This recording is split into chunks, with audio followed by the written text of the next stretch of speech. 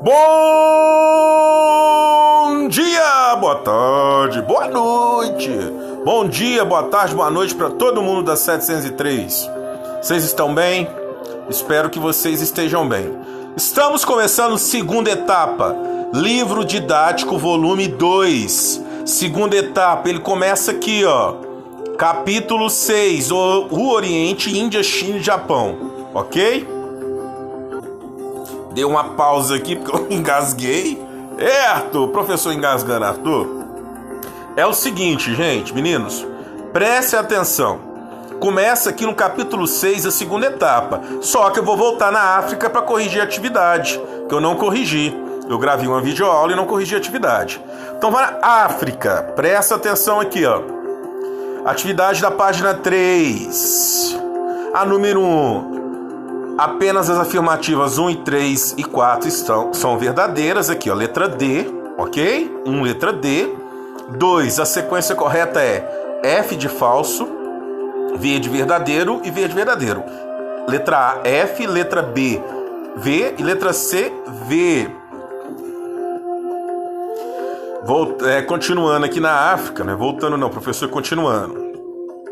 Tum, tum, tum, tum, tum. Uma musiquinha indiana, daqui a pouco a gente chega lá na Índia. Aqui, ó, página. Que página que é essa, professor? Deixa eu ver aqui onde que eu tô. Página 8. Página 8.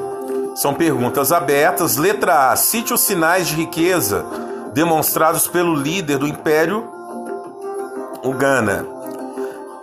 A indumentária bordada em ouro, as joias de ouro, a presença de escravizados armados com escudos de ouro, os arreios dos cavalos e as coleiras dos cachorros, ou seja, demonstrava a ostentação, a riqueza. Letra B. Qual era o principal produto usado pelos mercadores em troca de ouro de Gana? O produto era o sal, então eles trocavam sal pelo ouro. Qual era o destino do ouro comercializado em Gana? O destino era o norte da África, a Arábia e a Europa. Ok? O destino era o norte da África, a Arábia e a Europa. E letra D. Qual era o principal uso dado a este ouro? O principal uso era a confecção de moedas. Ok?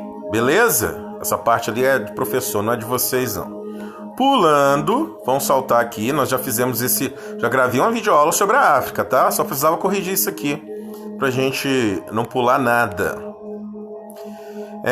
A atividade mais importante é a que está lá no final. Aqui são questões abertas. Qual era o interesse dos negociantes europeus que se dirigiam à África? Dê exemplos. Esses negociantes queriam comercializar as riquezas naturais africanas, como metais preciosos, pedras preciosas, são os exemplos. Que denominações os europeus utilizavam para a África? Explique como eram essas denominações.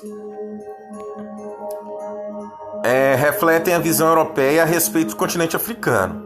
Então, os europeus chamavam a África de terra da barbárie, costa dos escravos, ou seja, eles consideravam a África um continente totalmente abaixo, né, deles europeus, ou seja, eles humilhavam o continente africano, e isso não pode acontecer, até hoje, né, gente? Não pode acontecer, né? Racismo nem pensar, ok? Beleza? Como era a escravidão no continente africano antes da chegada dos europeus? A escravidão na África ocorria por vários motivos. Desde o endividamento, quando alguém ficava devendo a outra pessoa, e a derrota em batalhas, ok? Mas os africanos, eles não comercializavam escravos. Quem despertou isso neles foram os europeus. Lembre-se disso. Qual foi a consequência da interferência europeia no continente africano? As consequências foram diversas, né? A interferência foi política, econômica, né? Interferência exploratória, exploraram muito o continente africano. Por isso que a África é o continente mais pobre do planeta, beleza? E aqui a atividade final, eu vou falar para vocês aqui, ó. Número 1. Nome da rota de comércio que cruzava o deserto do Saara. A rota era Transariana. A 2 é ouro, a 3 é sal, a 4 é oásis, a 5 escravizados, 6 Taxif, aqui ó, Taxif, a 7 Berbere, a 8 os griotes, a 9 os árabes, e aí fechou. E a sequência correta aqui na número 2 é letra A, letra B, letra C, letra A, B e C. ABC, ABC, ó, ABC, ABC, ABC, ABC, toda criança tem que ler e escrever. Essa música o Pelé cantou uma vez, gente, é sério. Então, essa é a sequência correta. E a o número 3, responda as questões. Que acontecimento histórico aumentou o interesse de portugueses e de traficantes de outros reinos europeus por escravizados? É a chegada dos europeus à América. Ou seja, quando eles chegaram aqui, eles precisavam o quê? Escravizar, né, africanos para poder trazer para cá, para a América, inclusive para o Brasil. Ok? A letra B.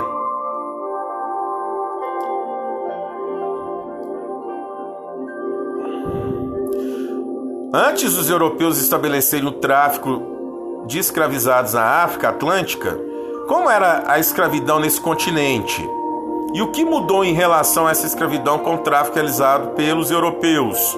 A África Atlântica se transformou em um comércio de grandes proporções e desfrutou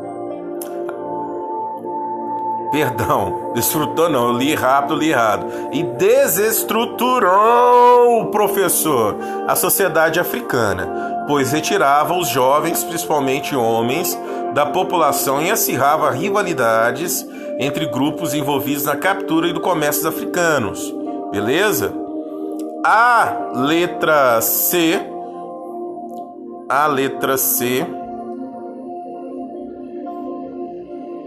é pessoal, ok? Então vamos para o capítulo 6, o que mais interessa agora. Segunda etapa começa aqui, anotem aí, ó. Segunda etapa começa no capítulo 6. O Oriente, Índia, China e Japão. Olha a música indiana. Vamos meditar. Eric Felipe.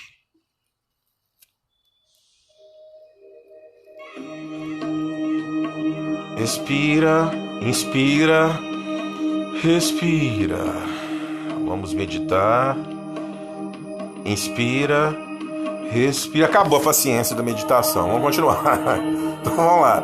O Oriente, Índia, China e Japão. Responda, por favor, essas 3 primeiras perguntinhas na capa. É para responder todas essas atividades, tá? Eu vou passar rápido porque eu fiz um resumo bem explicativo sobre isso. É para fazer essas atividades hoje, segunda e quinta-feira. Lembrando que hoje é 1º de junho de 2020. Fazer todas essas atividades do livro didático, capítulo 6. Beleza? Ok? Então aqui tá falando sobre a Índia, a China e o Japão. Beleza? É para fazer até aqui, ó. Até aqui. Fazer todas as atividades, livro didático, capítulo 6. Hoje e quinta-feira. Agora vamos lá. É isso aqui que eu quero mostrar para vocês. Isso aqui é um resumo do capítulo todo. Eu vou explicar por aqui que é melhor. Eu vou mandar esse arquivo para vocês. Segunda etapa, o Oriente, Índia, China e Japão. Quem tiver condições, tiver impressora, cole, imprima, né? E cole essa folha no caderno. Quem não tiver, guarde no computador esse arquivo ou no celular para poder estudar.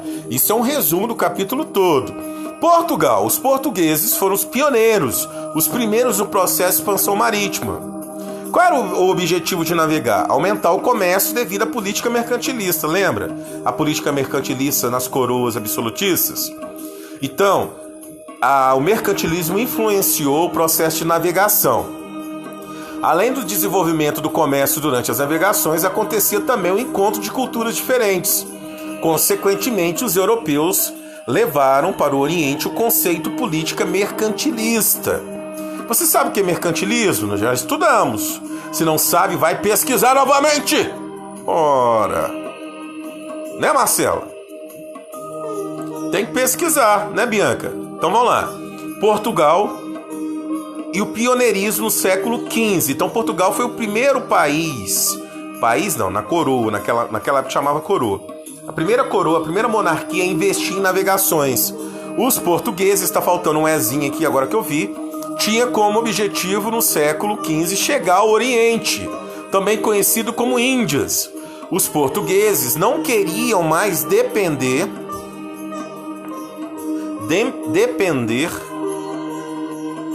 dos navegadores genoveses. Não tem esse acento aqui não, tá? Na minha digitação, digitei rápido, saiu errado aqui. Então eles não queriam depender dos navegadores genoveses e venezianos, os italianos. Então os portugueses não queriam ficar na dependência dos italianos não. Presta atenção aqui, ó. Tá vendo esse círculo verde? Aqui, ó, era o domínio dos genoveses e dos venezianos, dos italianos. Então o que eles faziam? Aqui no mar Mediterrâneo, aqui, ó, eles chegavam na Índia. Aqui tem um canal por onde que eles passavam aqui, ó.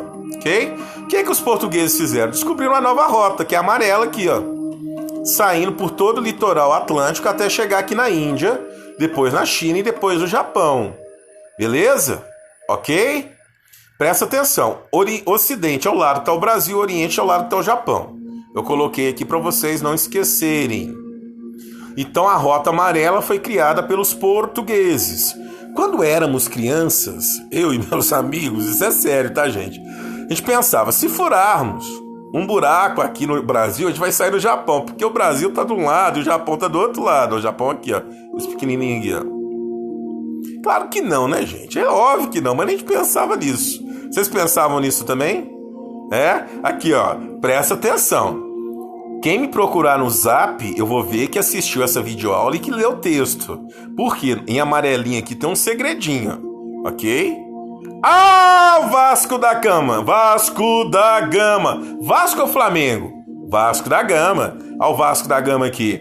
Quem foi Vasco da Gama? Um navegador português. O Vasco da Gama, o clube se chama Vasco da Gama em homenagem ao Vasco da Gama, porque o Vasco foi fundado por portugueses. Vasco da Gama foi um navegador e explorador português.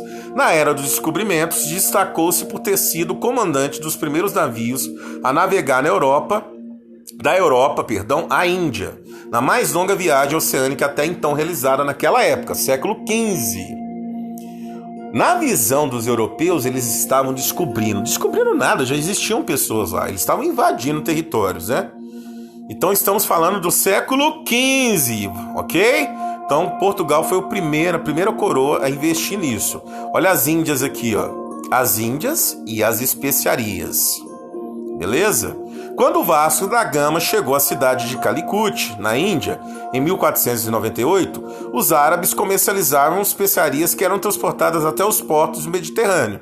Ou seja, com a chegada dos portugueses, os árabes que tinham o monopólio, o domínio da comercialização, começaram a perder esse privilégio, pois os portugueses compravam e revendiam na Europa, fazendo a rota pelo Oceano Atlântico. A rota é essa daqui, ó, é a amarelinha, ok? Beleza? Vocês acham que os árabes... O que vocês acham? Os árabes gostaram dessa ideia? Dos portugueses pegarem o mercado deles? Claro que não, né? Vocês vão pesquisar e responder no caderno, copiar e responder. Quem imprimir, não precisa copiar as perguntas não, mas copiar, por favor, e responder. O que eram as especiarias? Beleza? Olha aqui, ó. Lucro à vista. Os portugueses, então, descobriram uma forma de lucrar com isso tudo. E olha aqui, ó. E os árabes?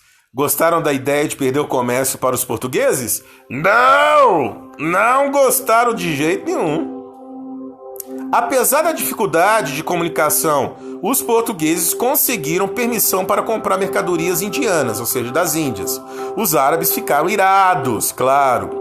Os portugueses gostaram do negócio das Índias, sim, era lucrativo. Então o rei de Portugal, Dom Manuel I, mandou outras expedições e ao chegar foi eliminando quem era contra eles. Então o que os portugueses fizeram?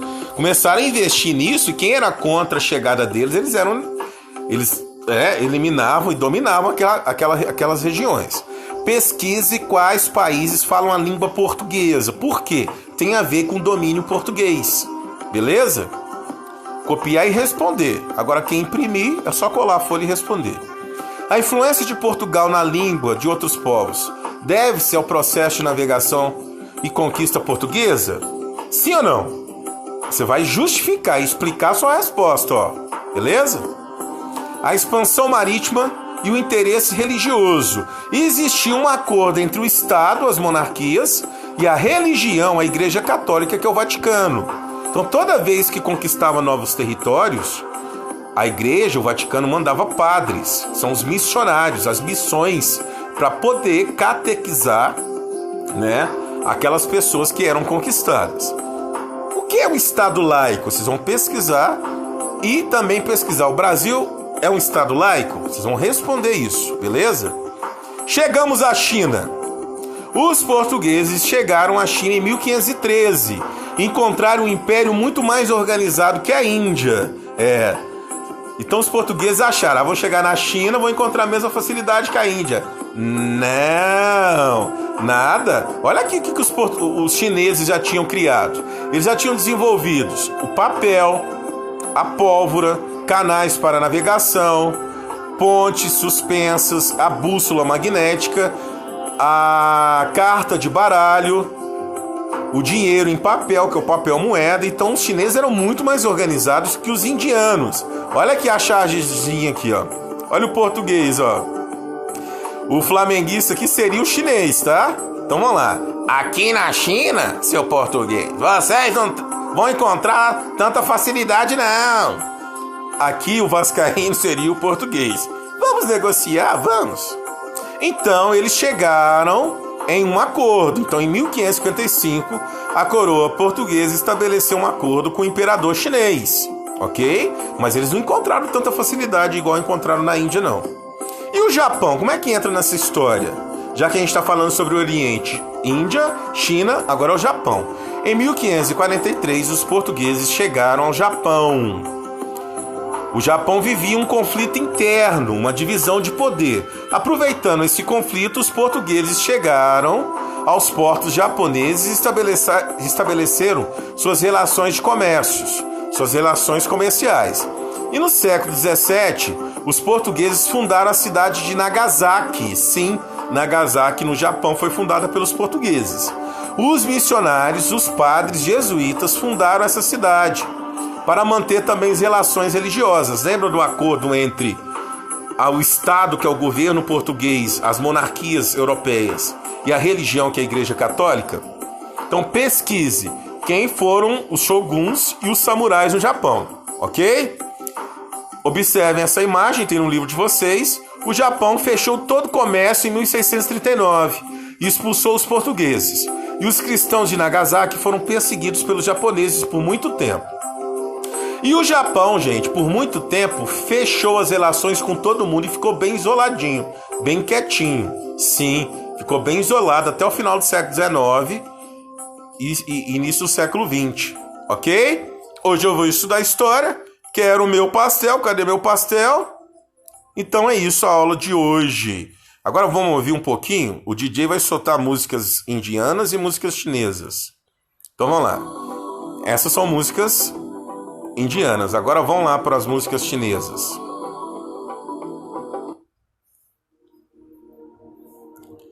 Solta o som, DJ.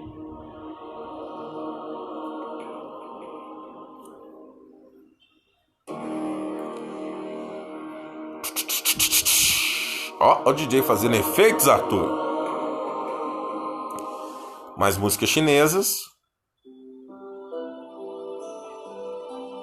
Então, cultura oriental é o lado de lá, da Índia, da China, do Japão.